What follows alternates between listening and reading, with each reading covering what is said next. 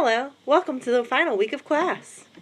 Today my speech is about textbooks and them being so expensive. Textbooks are expensive as any college student who attends a college class can attest to. They have to be purchased, new or used. They're still kind of expensive because the old textbook was outdated. So if you do free textbooks, then it's free for all students, and it cuts down on the rising prices. They're rising so quickly that students are unable to buy them. In fact, they are at a 3.9% rise, where the housing market, the housing, medical, and tuition markets have lower rates. So free books means more out of the class, and you're not as worried about your textbooks. The publishers wouldn't say that they're outdated as often as they do, and professors that I've spoke to haven't seen very much change. The system is in place for ruined or non-returned books, then you can have a cheaper system. So basically, you would pay half up front for the textbook, and then you would return the textbook in a timely manner, whatever time frame the school sets. So like our classes are 5 weeks, it could be a sixth, like on the 6th week it has to be turned back in, and then you either get the whole rental fee back, or if they want to charge like a stocking fee or a fee for something, then you can get like half of the book back, and that would cut costs down a lot. There's no control over these publishing companies, and that is a huge problem. They update when they think that it's unnecessary, or when we think it's unnecessary.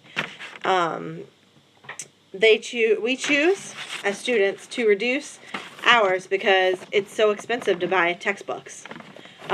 For example, my psychology book, this psychology book right here, was well over $200 for this one book. So imagine, I'm an EDU student, so imagine when you have to pay $100 for this book, $50 for this book, $5 for this book. You can get these two as a pair for $30. And then you have these 3 books, all for the same class, and those run $75 to $80. So you're spending about $300, at least. I didn't do math as I went with that. Spending about $300 on one class.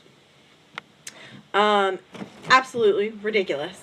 So opting out of buying books to get a lower grade is what students are doing, besides reducing their hours. It is a major burden for students, and it's due to the cost. You're paying all this cost in tuition, and you still have to pay again for a book. So my personal suggestion would be to do online textbooks. It's cheaper. The supply bookstore, they don't have to keep everything in stock. It's all online on a downloadable version. And you don't have to have the bookstore. You don't have to pay someone to run that bookstore for you. And you're not getting your money's worth from your college, from skipping buying the book. You're missing out. So like if I skipped buying a book and I had a book assignment, I'm going to get a 0 on that because I didn't buy the book.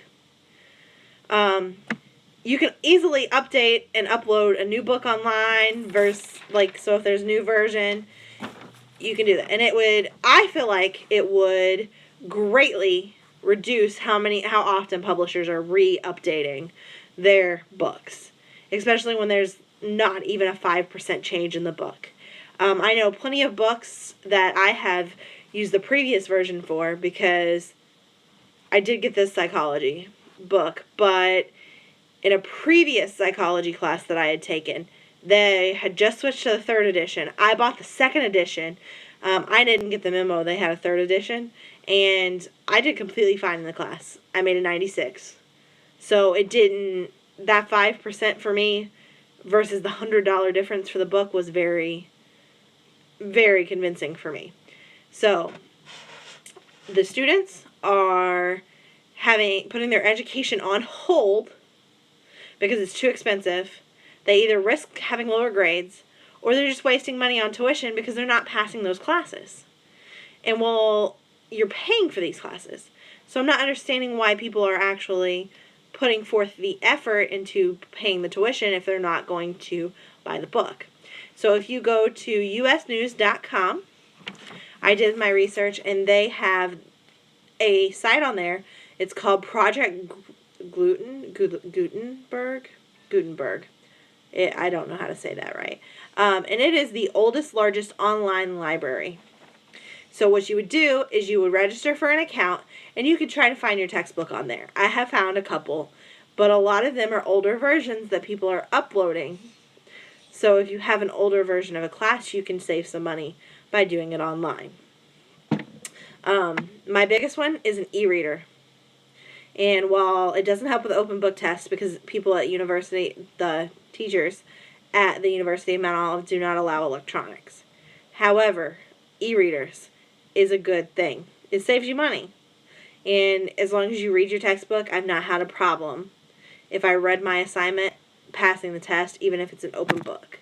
I usually make a 90 or above. So it doesn't make a difference for me. I highly suggest going to your school officials and suggesting that they go all online, or they do, or they do the rental program where they give you a percentage back. It would save a lot of students a lot of heartache and debt just trying to figure it out. So I hope that I've convinced you that you guys need to go online, buy your books, or convince your college that they need to provide you free online textbooks. Thank you for listening to my speech. Goodbye.